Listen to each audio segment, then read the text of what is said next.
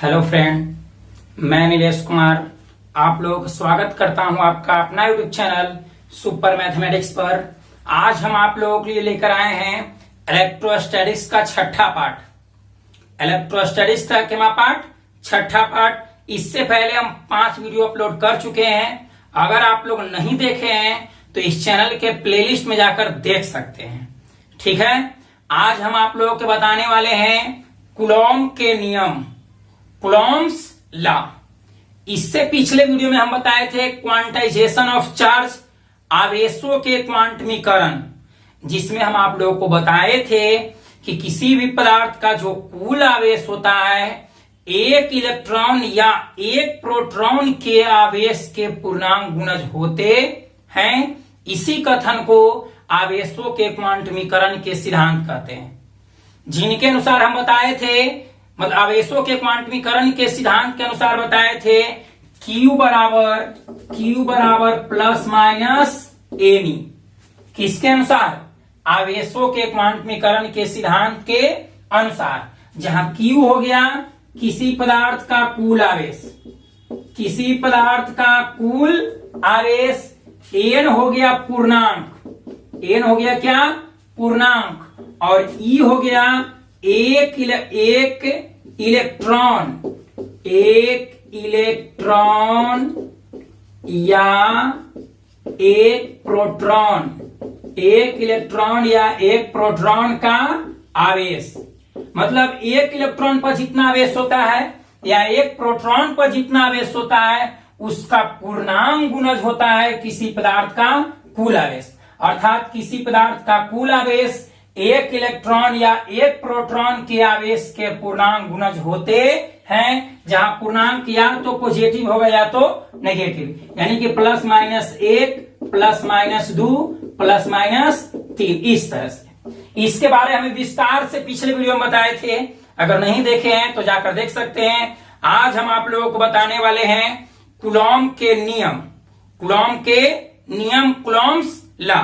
ठीक है, इसको समझने, कूलॉम के नियम को समझने से पहले कुछ हम बेसिक कॉन्सेप्ट देखते हैं। ठीक है, जैसे कि मान लिया जाए कि कोई दो आवेश सजातीय है, कोई दो आवेश क्या है? सजातीय है। अर्थात एक पर प्लस है और दूसरे को पर क्या है? प्लस है, दोनों पर प्लस है। तो हम जानते हैं कि सजातीय आवेश एक दूसरे को प्रतिकर्षित करता है, दोनों प्लस प्लस रहे या दोनों माइनस रहे, तो ये दोनों सजातीय आवेश है, लाइक चार्ज है, तो एक दूसरे को रेपेल करेगा, अर्थात दोनों में क्या होगा? प्रतिकर्षण होगा। लेकिन यही अगर विजातीय आवेश एक प्लस रहे और एक क्या रहे? माइनस, एक प्लस और एक माइनस, तो ये दोनों में क्या होगा? आकर्षण होगा। सजातीय आवेशों में आकर्षण और विजातीय आवेशों में क्या होता है? प्रतिकर्षण होता है। ठीक है, तो आवेशों के बीच लगने वाले आकर्षण या प्रतिकर्षण बल को हम लोग विद्युतीय बल कहते हैं। फिर से इसको समझते हैं। जैसे कि हम लोग समझ रहे हैं विद्युतीय बल, विद्युतीय बल, कौन बल? विद्युतीय बल, जिसको इंग्लिश में बोलते हैं electric charge, electric force, electric force. ठीक है, हम लोग सबसे पहले हम लोग समझते हैं विद्युतीय बल। क्यों? क्योंकि विद्युतीय बल के संबंध में ही कूलॉम का नियम दिया गया है। तो कूलॉम को नियम को समझने से पहले हम लोग समझते हैं कौन बल? विद्युतीय बल। ठीक है, विद्युतीय बल, तो विद्युतीय बल हो गया आकर्षण, आकर्षण बल, आकर्षण बल, और दूसरा क्या? प्रतिकर्षण बल। तो आकर्षण बल कब होगा? जब विजातीय आवेश रहेगा। कौन आवेश? विजातीय आवेश। और प्रतिकर्षण बल कब लगेगा? जब होगा सजातीय आवेश, सजातीय आवेश। अर्थात दो सजातीय आवेशों के बीच, दो सजातीय आवेशों के बीच प्रतिकर्षण बल लगता है, जबकि दो विजातीय आवेशों के बीच कौन सा बल लगता है? आकर्षण बल। ठीक है, और दो आवेशों के बीच या तो सजातीय रहे या तो विजातीय रहे। अगर सजातीय रहेगा तो प्रतिकर्षण बल रहेगा, और विजातीय रहेगा तो कौन बल रहेगा? आकर्षण बल रहेगा। तो दो आवेशों के बीच लगने वाले आकर्षण और प्रतिकर्षण बल को हम लोग क्या कहते हैं? विद्युतीय बल। दो आवेशों के बीच लगने वाले आकर्षण और प्रतिकर्षण बल को हम लोग कौन बल कहते हैं? विद्युतीय बल, जिसे इंग्लिश में क्या कहा जाता है? Electric force. Electric force. आशा करते हैं कि समझ में आ रहा होगा। अगर दो सजातीय आवेश है, सजातीय आवेश कहने का मतलब दोनों प्लस या दोनों माइनस, दोनों प्लस या दोनों माइनस, तो दोनों एक दूसरे को प्रतिकर्षित करेगा। अगर विजातीय अर्थात कहने का मतलब एक प्लस तो एक माइनस रहेगा, तो दोनों एक दूसरे को क्या करेगा? आकर्षित करेगा। अर्थात दो सजातीय या विजातीय आवेशों के बीच लगने वाले आकर्षण या प्रतिकर्षण बल को ही हम लोग विद्युतीय बल कहते हैं, जो मुख्यतः तीन बात पर निर्भर करता है। विद्युतीय बल मुख्यतः कितने बातों पर निर्भर करता है? तीन बात पर निर्भर करता है। पहला, आवेशों के परिमाण पर। आवेश के परिमाण पर कौन निर्भर करता है? विद्युतीय बल। ठीक है, विद्युतीय बल मुख्यतः कितने बातों पर?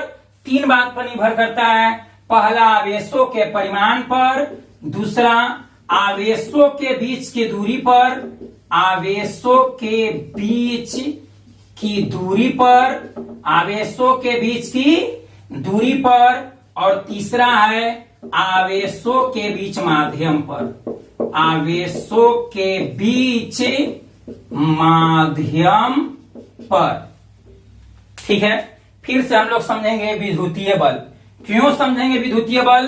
क्योंकि कूलॉम नियम को समझने के लिए मुख्य रूप से सबसे पहले विद्युतीय बल के बारे में हम लोग को पढ़ना है।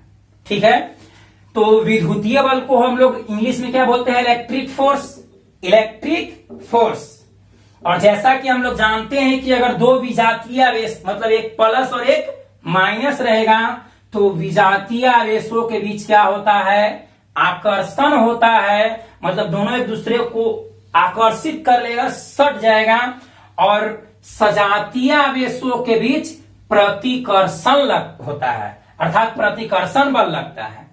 तो विद्युतीय बल कहता है कि दो आवेशों के बीच, अर्थात दो सजातीय या विजातीय आवेशों के बीच लगने वाले आकर्षण या प्रतिकर्षण बल को ही आकर्षण और प्रतिकर्षण बल, आकर्षण या प्रतिकर्षण बल को ही हम लोग विद्युतीय बल कहते हैं।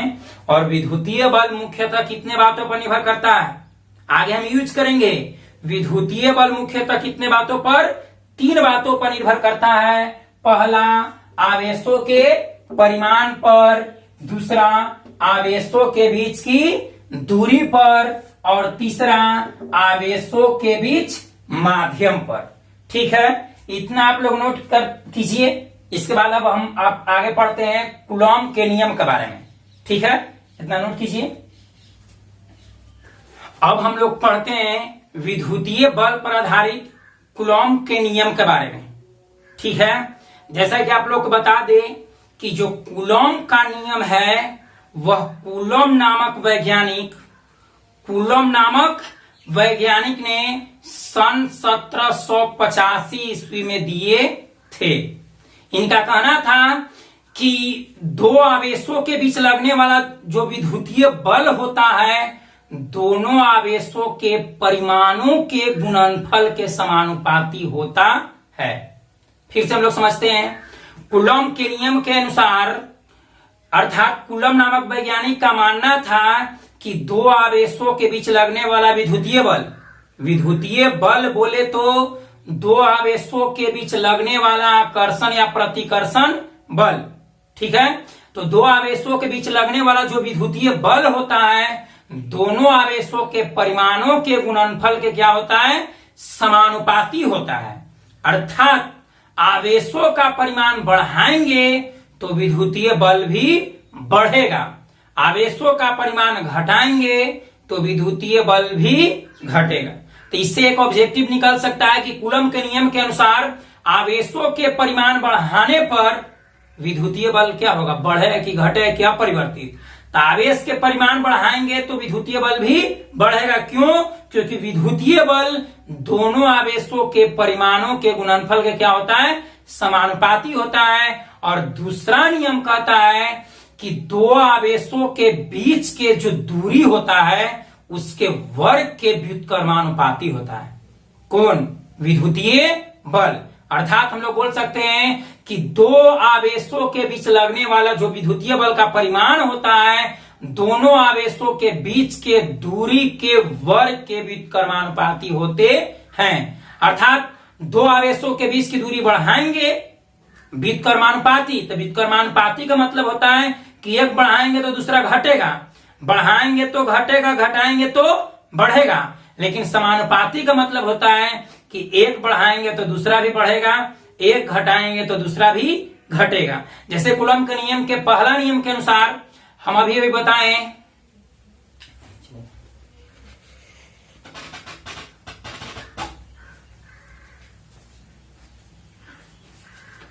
अब हम लोग पढ़ते हैं विद्युतीय बल पर आधारित कूलम के नियम के बारे में। ठीक है, किसके नियम के बारे में? कूलम के नियम के बारे में। कूलम के नियम विद्युतीय बल पर आधारित है। कौन बल पर आधारित है? विद्युतीय बल पर आधारित है। तो दो सजातीय या विजातीय आवेशों के बीच लगने वाला जो आकर्षण या प्रतिकर्षण बल होता है उस बल को हम लोग क्या कहते हैं? विद्युतीय बल। अभी अभी बताए हैं कि दो आवेशों के बीच लगने वाले आकर्षण या प्रतिकर्षण बल को हम लोग क्या कहते हैं? विद्युतीय बल। और विद्युतीय बल मुख्यतः कितने बातों पर निर्भर करता है? तीन बात पर। आवेशों के परिमाण पर, आवेशों के परिमाण पर। तो अभी अभी हम समझाने जा रहे हैं कि आवेशों के परिमाण पर कैसे निर्भर करेगा। अर्थात आवेशों के परिमाण बढ़ाएंगे तो विद्युतीय बल भी क्या होगा? बढ़ेगा। और दूसरा बताए थे आवेशों के बीच की दूरी पर। तो आवेशों के बीच की दूरी अगर बढ़ाएंगे तो विद्युतीय बल घटेगा क्योंकि इसका व्युत्क्रमानुपाती होता है। और तीसरा आवेशों के बीच माध्यम पर। तो अगर आवेशों के बीच के माध्यम की पैरावैधुता अगर अधिक रहता है तो उनके बीच विद्युतीय बल क्या लगेगा? कम लगेगा। इसके बारे में हम लोग विस्तार से पढ़ेंगे। अभी सबसे पहले पढ़ लेते हैं हम लोग क्या? कूलम के नियम। ठीक है, ऊपर देखते हैं लिखा हुआ है कूलम के नियम, कूलम्स लॉ। कहता है कि दो सजातीय या विजातीय, दो सजातीय या विजातीय आवेशों के बीच लगने वाले आकर्षण या प्रतिकर्षण बल। तो दो सजातीय या विजातीय आवेशों के बीच लगने वाले आकर्षण या प्रतिकर्षण बल को हम लोग क्या कहते हैं? विद्युतीय बल।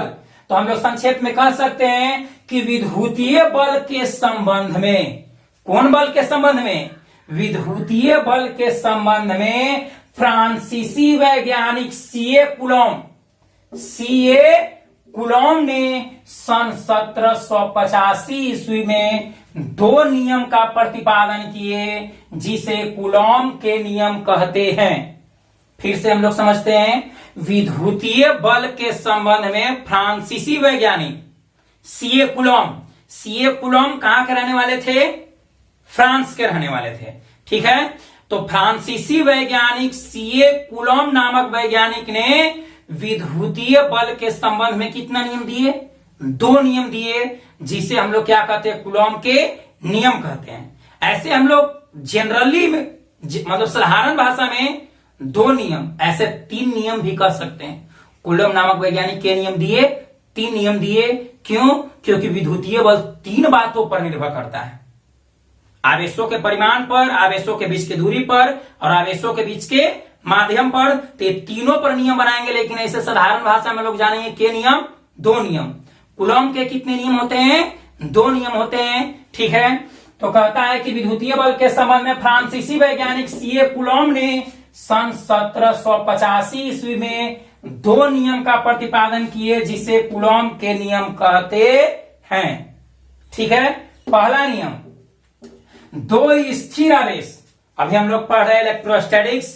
तो इलेक्ट्रोस्टैटिक्स फिजिक्स की वैसी शाखा है जिसे में हम लोग स्थिर आवेशों के बारे में अध्ययन करते हैं। तो हम लोग पढ़ रहे हैं इलेक्ट्रोस्टैटिक्स में पढ़ रहे हैं, तो इलेक्ट्रोस्टैटिक्स में कैसा आवेश होना चाहिए? स्थिर आवेश होना चाहिए।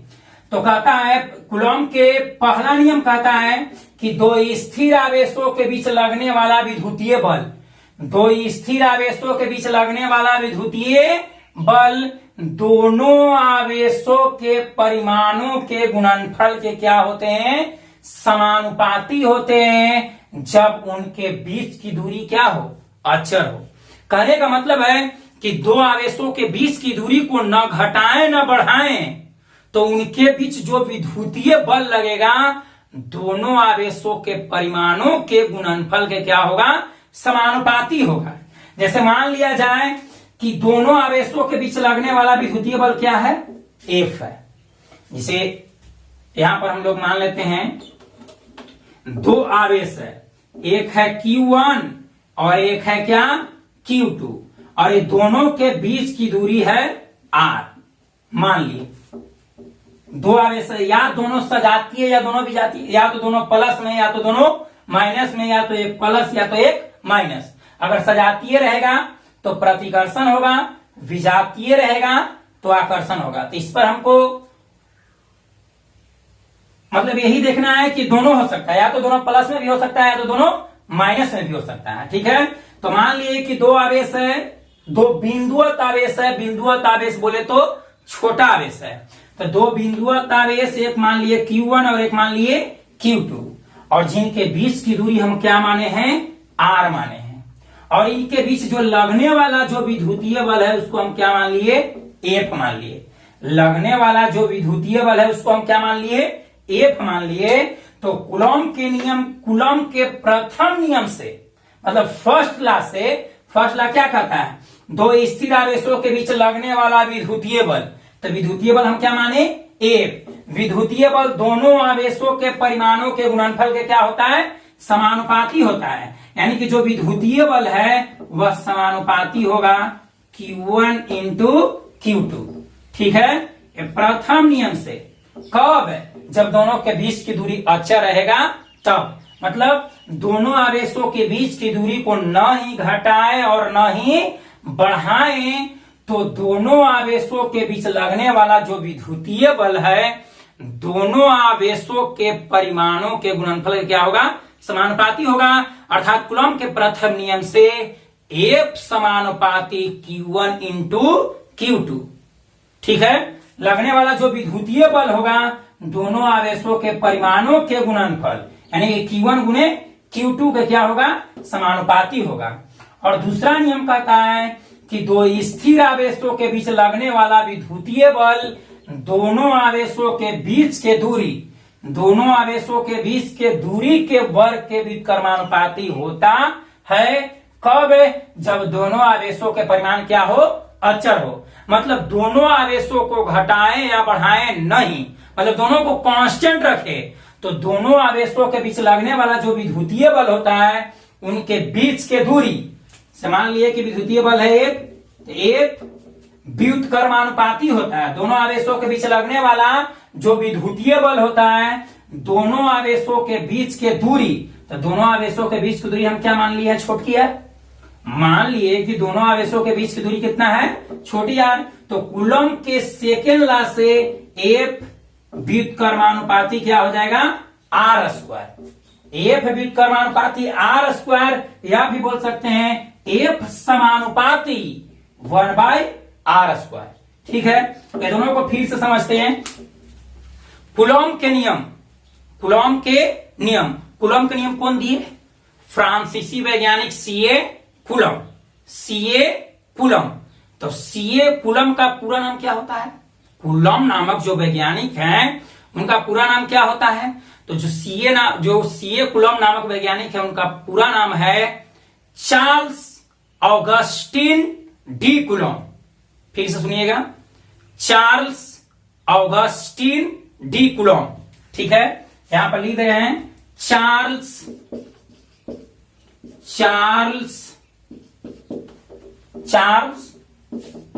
Augustin de Coulomb, D Coulomb. ये किनका नाम है? कुलॉम नामक वैज्ञानिक जो हुए उनका पूरा नाम चार्ल्स ऑगस्टिन डी कुलॉम। तो कुलॉम नामक मतलब कुलॉम के नियम का खोज कौन किए? फ्रांसीसी वैज्ञानिक सीए कुलॉम, जिनका पूरा नाम होता है चार्ल्स ऑगस्टिन डी कुलॉम।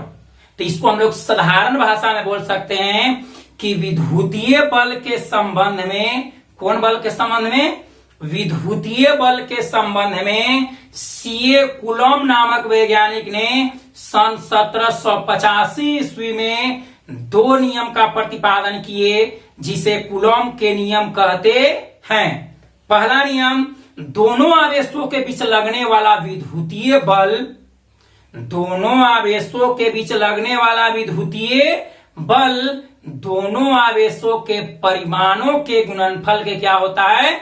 समानुपाती होता है। अर्थात कुलॉम के पहला नियम से F समानुपाती Q1 इंटू Q2। और सेकेंड लॉ कहता है कि दो आवेशों के बीच लगने वाला जो विद्युतीय बल है उनके बीच की दूरी, दो आवेशों के बीच की दूरी के वर्ग के व्युत्क्रमानुपाती होते हैं। अर्थात F व्युत्क्रमानुपाती R स्क्वायर, या फिर इसको हम बोल सकते हैं F समानुपाती 1/R स्क्वायर। तो इसको हम लोग बढ़िया समझते हैं फिर से। F समानुपाती Q1 इंटू Q2 मतलब दो आवेशों के बीच लगने वाला विद्युतीय बल जो है आवेशों के परिमाणों के गुणनफल के क्या होगा? समानुपाती होगा। क्या होगा? समानुपाती। अर्थात आवेशों का परिमाण बढ़ाएंगे, आवेशों का परिमाण बढ़ाएंगे तो बल भी बढ़ेगा, आवेशों के परिमाण घटाएंगे तो बल भी घटेगा। कूलम के किस नियम के अनुसार? पहला नियम के अनुसार। तो इससे इस तरह से ऑब्जेक्टिव दे सकता है कि यदि दो आवेशों में से किसी एक आवेश को दुगना कर दिया जाए, एक आवेश को क्या कर दिया जाए? दुगना कर दिया जाए, तो विद्युतीय बल के गुना बढ़ जाएगा।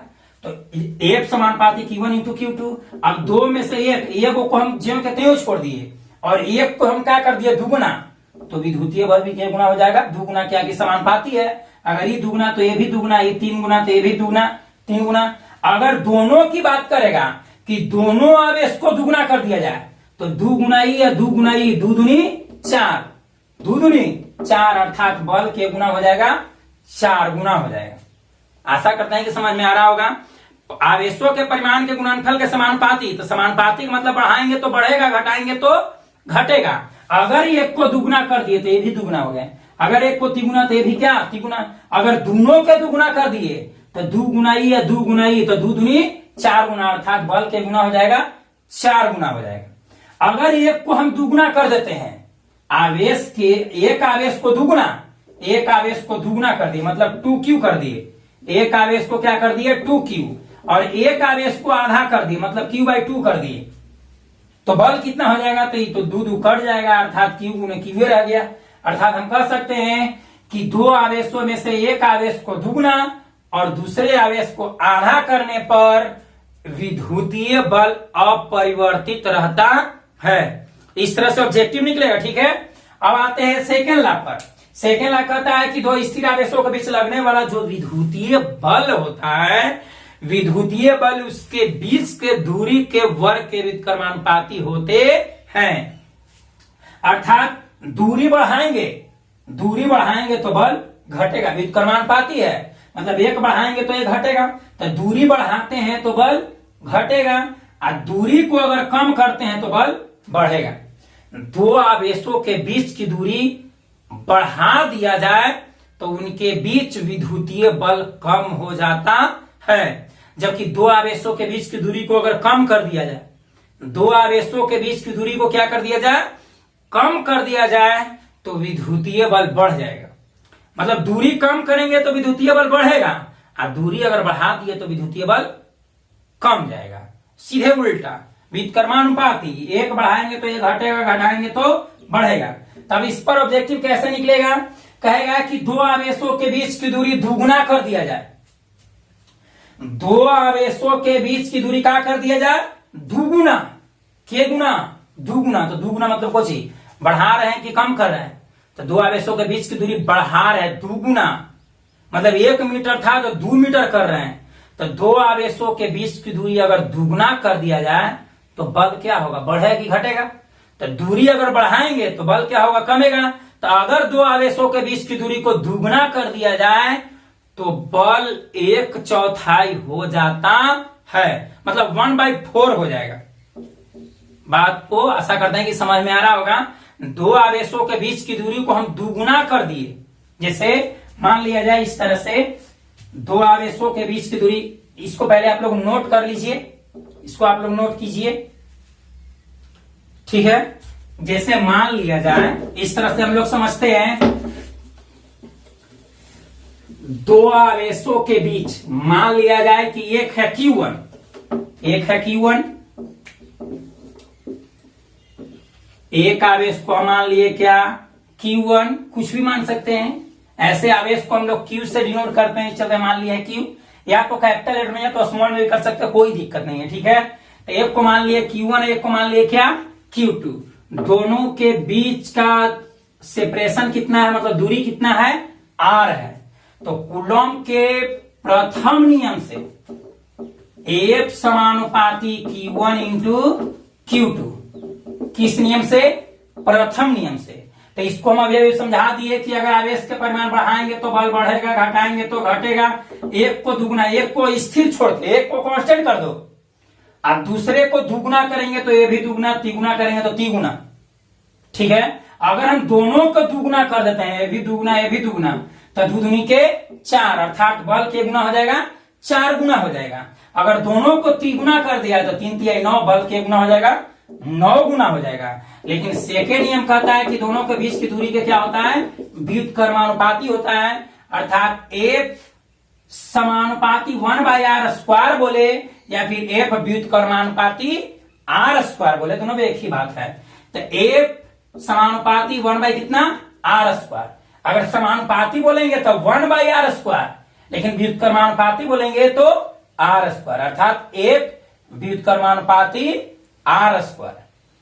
अब यहां पर ये r बढ़ाएंगे तो ये घटेगा, घटाएंगे तो बढ़ेगा, बढ़ाएंगे तो घटेगा। तो इसे मान लिया जाए कि दूरी को हम दुगुना कर दिए, तो F दूरी दुगुना कर दिए, यानी कि r था तो 2r कर दिए, r था तो कितना r कर दिए, 2r कर दिए। तो क्या हो जाएगा, इसको अगर हम लिखे तो दो दूनी 4, यानी कि 4r² हो जाएगा। तो 4r² मतलब 1 कितना हो रहा है, दूरी अगर बढ़ाएंगे तो बल कमेगा, तो कमेगा, इसका मतलब कितना हो जाएगा, 1/4 हो जाएगा।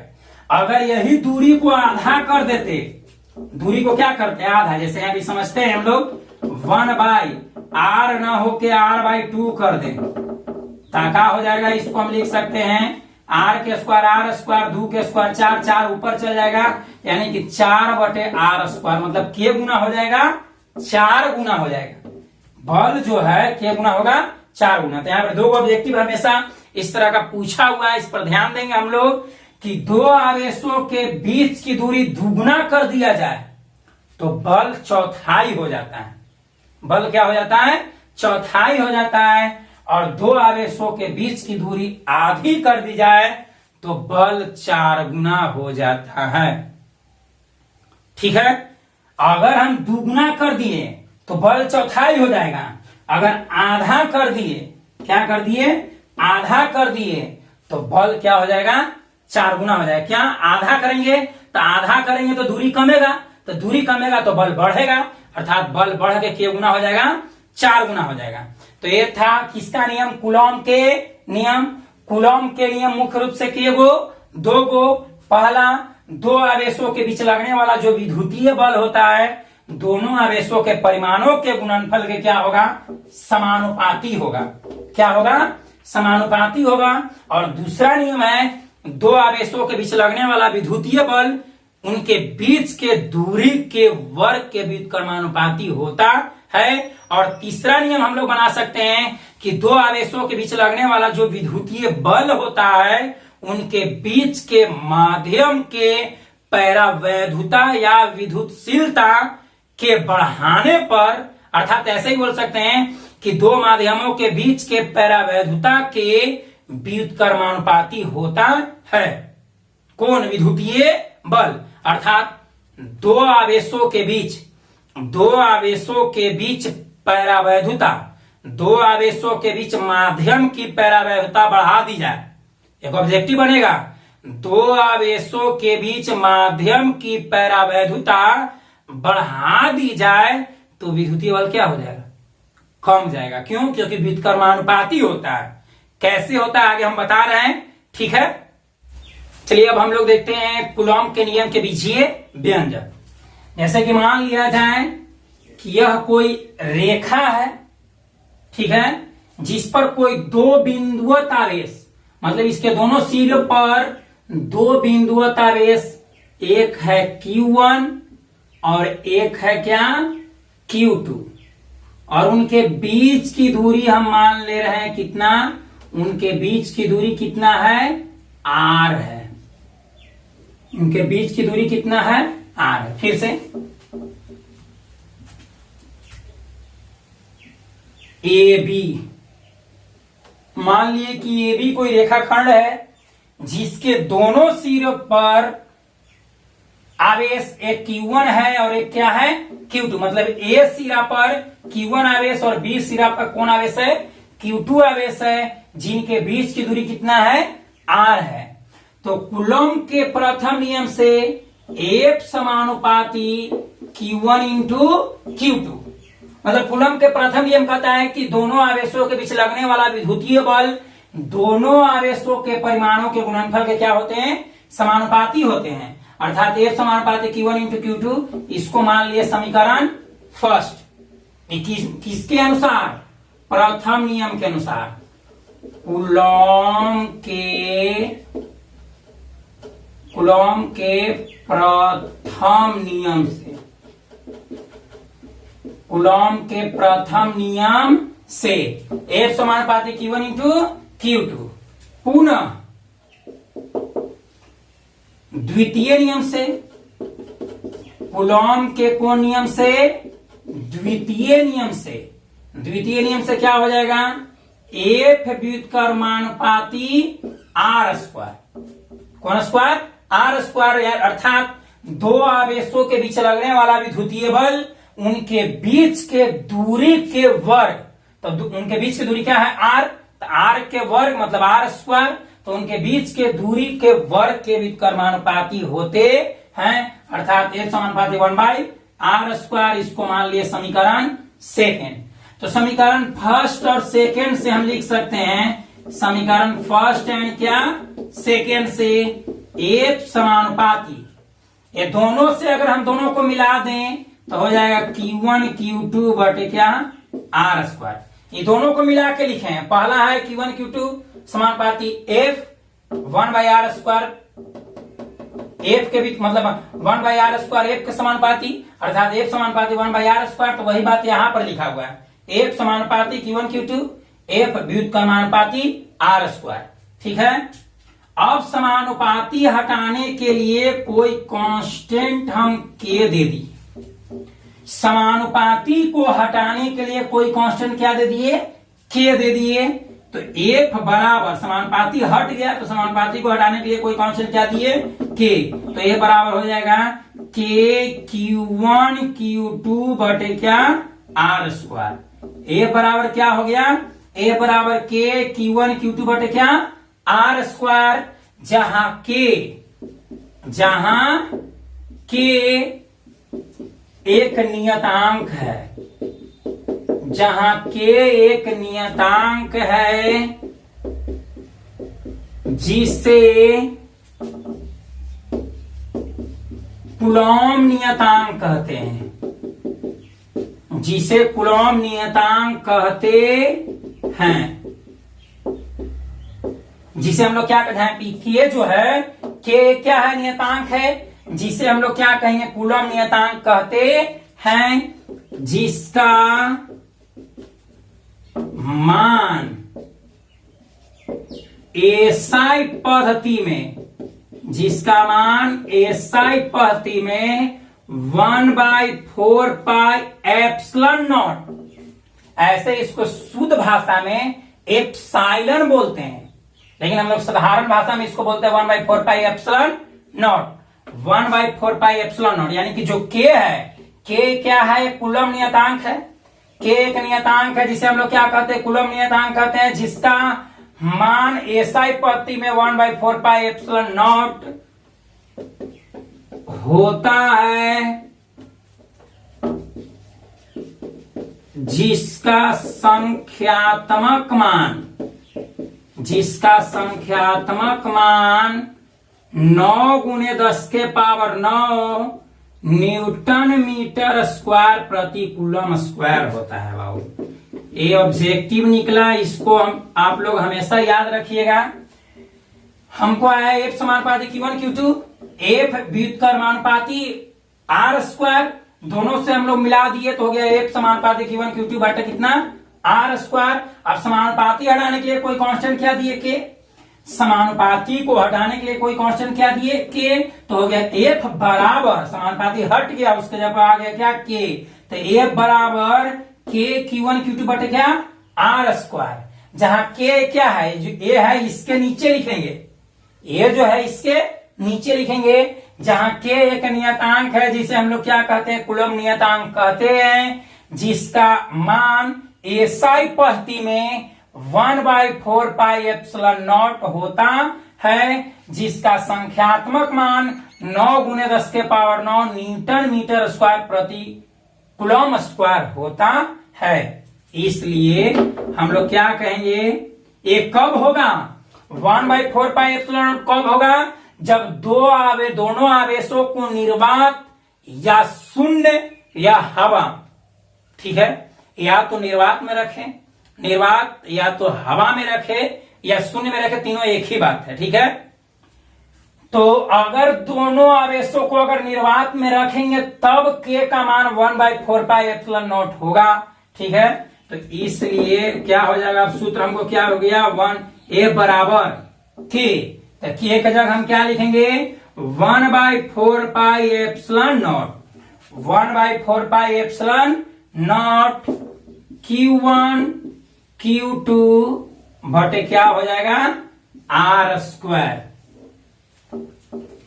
एफ बराबर के Q1 Q2 बटे क्या, आर स्क्वायर। अब के एक नियतांक है जिसे कूलम नियतांक कहते हैं, जिसका एसआई पद्धति में मान कितना होता है, 1/4πε0 या ε0, ठीक है, जिसका संख्यात्मक मान अर्थात 1/4πε0 का मान कितना होता है, 1/4πε0 का मान कितना होता है, 9 × 10⁻9 न्यूटन मीटर स्क्वायर प्रति कूलम स्क्वायर होता है, ठीक है।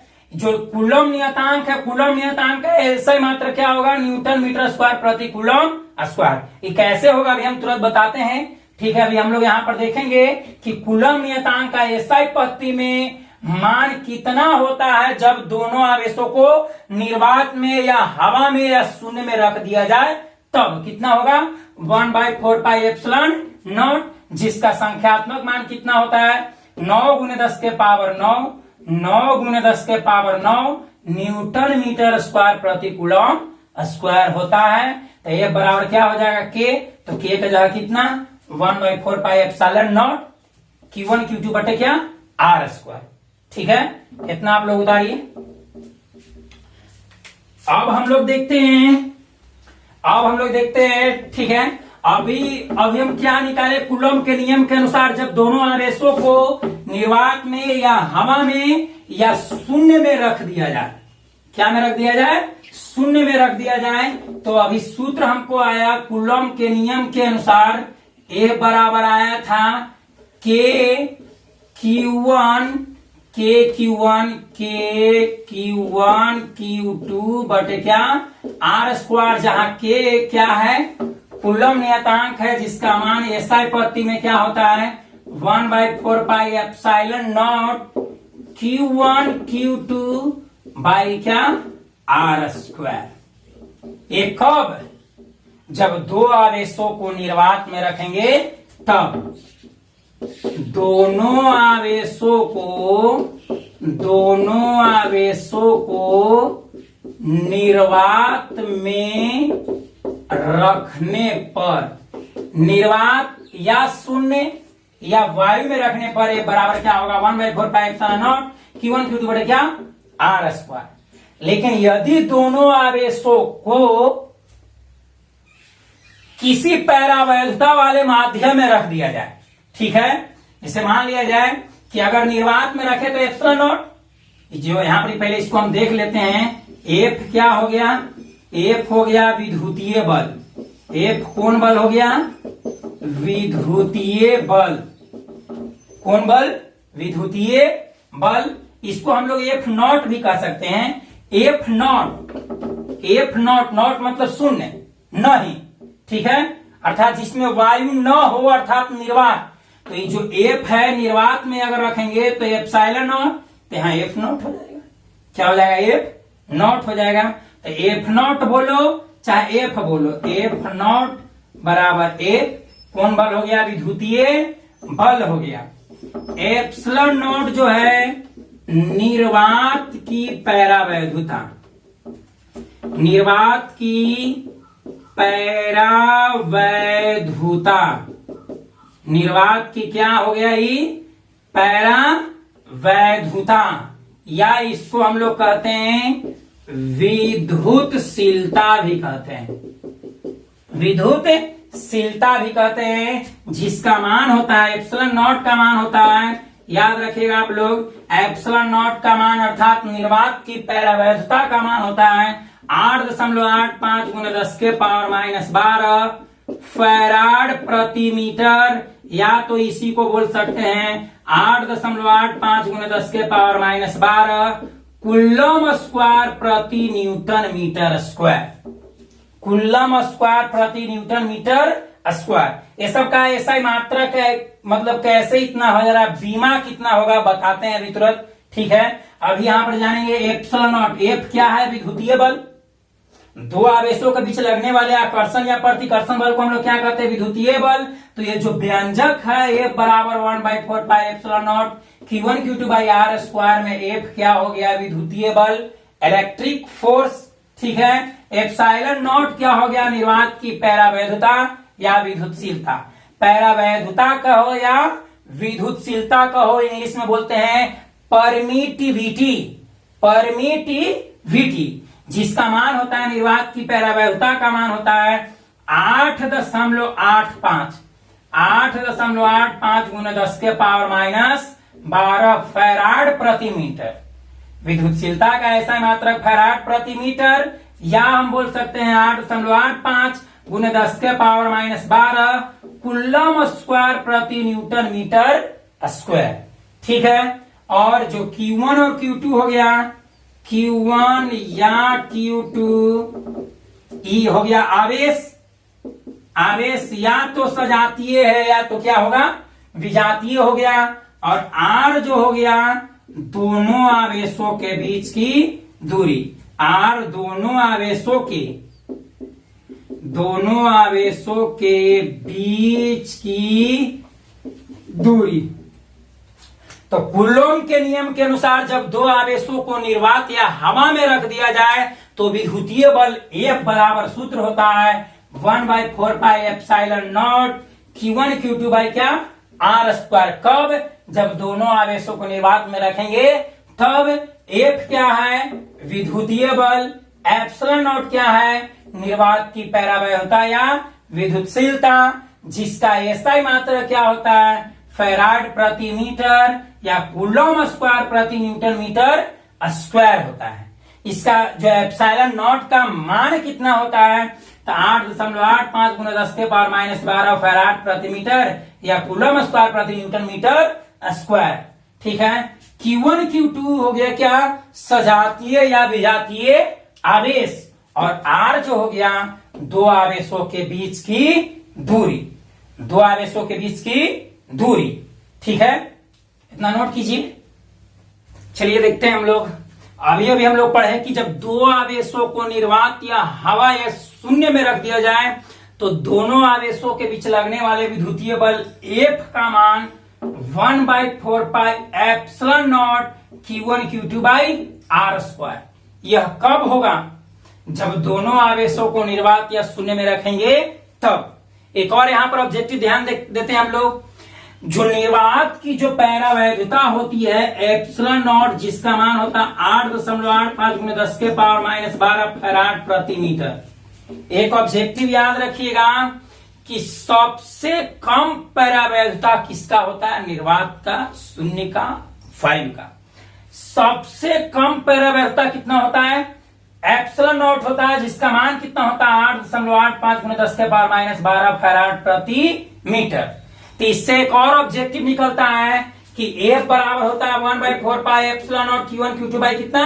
R square. एप्सिलॉन नॉट का मान सबसे कम, एप्सिलॉन नॉट का मान पैरावैधता मतलब निर्वात की पैरावैधता सबसे कम होती है। किसकी पैरावैधता सबसे कम होती है? निर्वात की। तो निर्वात की जब पैरावैधता सबसे कम है, अर्थात दो आवेशों के बीच लगने वाला विद्युतीय बल सबसे अधिक कब होगा? जब दो आवेशों को निर्वात में रखेंगे तब। तो एक ऑब्जेक्टिव इससे पूछ सकता है कि सबसे कम पैरावैधता किसकी होती है? तो निर्वात की या शून्य की, ठीक है। और किस माध्यम में रखने पर विद्युतीय बल सबसे अधिक अनुभव किया जाता है? तो निर्वात या शून्य। क्यों? क्योंकि निर्वात या शून्य में रखने पर विद्युतीय बल F बराबर 1/4 pi epsilon not Q1 Q2 by R square. ये ऊपर में F ऊपर में, एप्सिलॉन नॉट नीचे में है। एप्सिलॉन नॉट का मान 8.85 गुणे 10 के पावर -12 फैराड प्रति मीटर होता है, जो कि सबसे कम है। अन्य माध्यम की तुलना में सबसे कम पैरावैधता निर्वात की होती है, और वह कितना होता है? 8.85 गुणे 10 के पावर -12 फैराड प्रति मीटर। इस प्रकार हम कह सकते हैं कि निर्वात में सबसे अधिक विद्युतीय बल लगता है। यदि निर्वात को छोड़कर किसी अन्य माध्यम में रख दिया जाए जिसकी पैरावैधता एप्सिलॉन है, क्या है? एप्सिलॉन, अर्थात एप्सिलॉन पैरावैधता वाले किसी माध्यम, इसको एप्सिलॉन एम भी कर सकते हैं। परमिटिविटी ऑफ मीडियम मतलब किसी माध्यम की पैरावैधता एप्सिलॉन एम, किसी माध्यम की पैरावैधता हो गया। तो अगर ये निर्वात को छोड़कर किसी अन्य निर्वात में रखेंगे तो 1/4 पाई एप्सिलॉन नॉट, अगर निर्वात को छोड़कर किसी अन्य माध्यम में रखेंगे तो F बराबर 1/4 pi epsilon Q1 Q2 by R square. किसी माध्यम को तो F M कर दिए, इसको भी F M, यहाँ एप्सिलॉन नॉट, यहाँ पर F नॉट। F नॉट मतलब निर्वात में लगने वाला विद्युतीय बल या फिर निर्वात का विद्युतीय बल। आई हो गया किसी माध्यम का विद्युतीय बल जिसकी पैरावैधता क्या है? एप्सिलॉन एम, एप्सिलॉन एम है, ठीक है। तो कहता है कि निर्वात में अगर रखेंगे तो ये होगा। निर्वात के छोड़कर अगर किसी अन्य माध्यम में रख दिया जाए जिसकी पैरावैधता एप्सिलॉन एम हो, तो कूलॉम के नियम के अनुसार एफ एम बराबर हो जाएगा 1/4 pi epsilon m Q1 Q2 by क्या? R square. चूंकि हम जानते हैं एप्सिलॉन आर बराबर होता है epsilon by epsilon nought, epsilon by epsilon nought. यहाँ पे एप्सिलॉन एम भी कर सकते हैं, एम भी कर सकते हैं। तो अगर इसी को हम क्रॉस मल्टीप्लाई करें तो एप्सिलॉन एम बराबर क्या आएगा? Epsilon r into epsilon nought. तब यहाँ पर एप्सिलॉन एम का मान पुट कर रहे हैं, यहाँ पर एप्सिलॉन एम है ना, 1/4 पाई एप्सिलॉन एम। तो एप्सिलॉन एम के जगह पर लिख दिए epsilon nought into epsilon r, यहाँ से epsilon nought into epsilon r. तो हो गया ए बराबर 1/4 pi epsilon nought into epsilon r Q1 Q2 by कितना? R square. अगर हम निर्वात में रखें तो कूलॉम के नियम का जो बीजीय व्यंजक है यह ये मिलेगा। F नॉट बराबर 1/4 pi epsilon not Q1 Q2 by क्या? R स्क्वायर, ठीक है। अगर किसी अन्य माध्यम में रख दे जिसकी पैरावैधता एप्सिलॉन एम हो, एप्सिलॉन क्या हो? एम हो, तो एफ एम बराबर हो जाएगा 1/4 pi epsilon m Q1 Q2 by क्या? R square. और यहाँ पर एप्सिलॉन आर का मान जो अपेक्षित पैरावैधता है, रिलेटिव परमिटिविटी है, एप्सिलॉन आर जो है जिसको हम लोग पैरावैधतांक भी कहते हैं, जिसका मान होता है epsilon m by epsilon nought, या फिर कहीं कहीं लिखा हुआ रहेगा epsilon by epsilon nought. Epsilon बराबर एप्सिलॉन आर बराबर एप्सिलॉन बाई एप्सिलॉन नॉट, कहीं कहीं ये भी रहेगा। और हम यहाँ पर किसी माध्यम की पैरावैधता माने हैं एप्सिलॉन एम, तो यहाँ पर एम से दर्शा रहे हैं, एम बोले तो क्या? मीडियम, ठीक है। तो एप्सिलॉन एम बराबर epsilon nought into epsilon r. अब इसका मान रख दिए, हो गया। तो निर्वात में रखेंगे तो ये होगा विजयी व्यंजक। निर्वात के छोड़ के किसी अन्य माध्यम जैसे पानी में रख दिए या फिर किसी अन्य लिक्विड में रख दिए या तेल में रख दिए, तो वैसी परिस्थिति में कूलॉम के नियम के अनुसार विद्युतीय बल F बराबर 1/4 pi epsilon nought into epsilon r into कीवर्ड Q2 बाई क्या आर स्क्वायर। इसको हम F या FM भी कर सकते हैं, ठीक है। जहां एप्सिलॉन क्या है, किसी माध्यम की पैरावैल्यूता, या जिसको हम लोग एप्सिलॉन को कहते हैं निरपेक्ष पैरावैल्यूता। एप्सिलॉन कहो चाहे एप्सिलॉन एम कहो, एक ही बात है। ये किसी माध्यम की पैरावैल्यूता है और किसी माध्यम की पैरावैल्यूता को निरपेक्ष पैरावैल्यूता कहा जाता है। इंग्लिश में एब्सोल्यूट परमिटिविटी, ठीक है। और सेकेंड है एप्सिलॉन नॉट। और अब ये भी बताए हैं एप्सिलॉन नॉट को हम लोग क्या बोलते हैं, निर्वात या शून्य की पैरावैल्यूता, जिसका मान कितना होता है 8.85 गुने 10⁻⁻12 फैराड प्रति मीटर या कूलम स्क्वायर प्रति न्यूटन मीटर स्क्वायर। यह जो है यह सबसे कम है, सबसे कम पैरावैल्यूता एप्सिलॉन नॉट होगा, जिसका मान इतना है, ठीक है। एप्सिलॉन आर है अपेक्षित पैरावैल्यूता।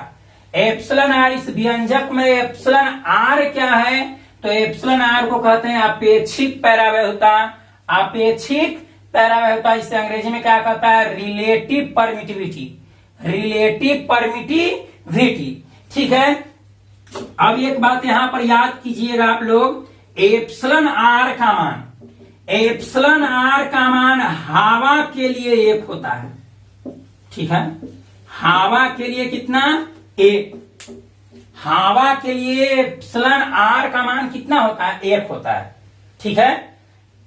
और हवा के छोड़ के किसी अन्य माध्यम के लिए एप्सिलॉन आर का मान 1 से अधिक। ऑब्जेक्टिव याद रखना है, अपेक्षित पैरावैल्यूता का मान हवा के लिए कितना होता है, 1 होता है। हवा के छोड़कर किसी अन्य माध्यम के लिए एप्सिलॉन आर का मान 1 से अधिक होता है। और एक और बात, धातु के लिए जैसे सोडियम के लिए, सोना के लिए, चांदी के लिए, धातु के लिए एप्सिलॉन आर का मान इंफिनिटिव अर्थात अनंत होता है। फिर से अपेक्षित पैरावैल्यूता एप्सिलॉन आर, एप्सिलॉन आर का मान हवा के लिए कितना, 1। हवा के लिए कितना, 1। हवा के छोड़कर किसी अन्य माध्यम के लिए कितना, 1 से अधिक। 1 से अधिक कितना भी हो सकता है, इसे 2, 3, 4 कुछ भी 2.2 इस तरह से, मतलब हवा के लिए 1 और मतलब हवा के लिए 1 और हवा के छोड़कर किसी अन्य माध्यम के लिए एप्सिलॉन आर का मान 1 से अधिक होगा। और धातु की बात आती है तो धातु के लिए एप्सिलॉन आर का मान इंफिनिटिव होता है, ठीक है। अब यहां पर एक और ऑब्जेक्टिव हम लोग बनाते हैं, या फिर इस तरह से अगर कोई कह दे किसी माध्यम की पैरावैल्यूता कैसे ज्ञात करें, मतलब ये तीनों में से कोई 2 को दे दिया तो तीसरा का मान कैसे ज्ञात करेंगे। तो एप्सिलॉन नॉट तो फिक्स है, एप्सिलॉन नॉट का मान याद करना पड़ेगा, फिक्स है। कैसे इतना आता है अगले वीडियो में हम बता रहे हैं। एप्सिलॉन नॉट का मान इतना हम सिद्ध करेंगे, ठीक है। तो एप्सिलॉन नॉट का मान ये तो फिक्स है, कितना 8.85 गुना 10⁻12 एप्सिलॉन आर। अगर किसी माध्यम की पैरावैल्यूता निर्वात के पैरावैल्यूता के दुगुना है, के गुना, निर्वात के पैरावैल्यूता के दुगुना, तो जो दुगुना हुआ वह एप्सिलॉन आर का मान होगा।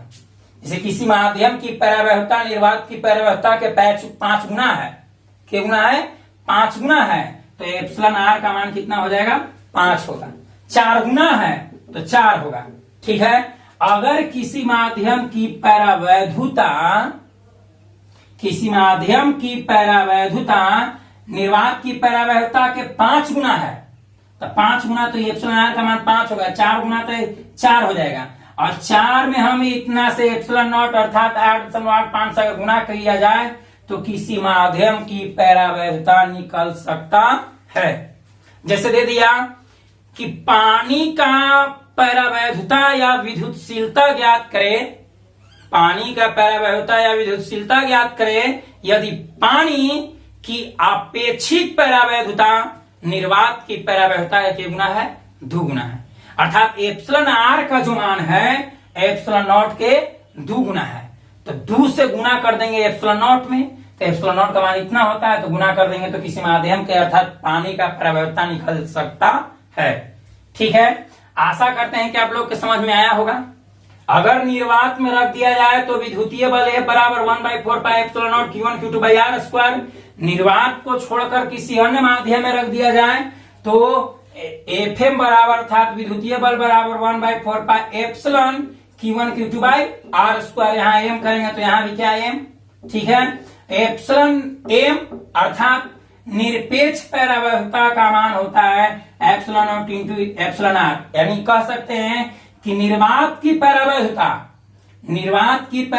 और आपेक्षिक परावैधता के गुणनफल को निरपेक्ष परावैधता कहते हैं। अगर आपेक्षिक परावैधता क्या है कोई पूछेगा, तो किसी माध्यम की परावैधता और निर्वात की परावैधता के अनुपात को आपेक्षिक परावैधता कहते हैं, जिसे एप्सिलॉन आर से सूचित किया जाता है, जिसे परावैधुतांक भी कहते हैं, जिसे हम लोग क्या कहते हैं, परावैधुतांक।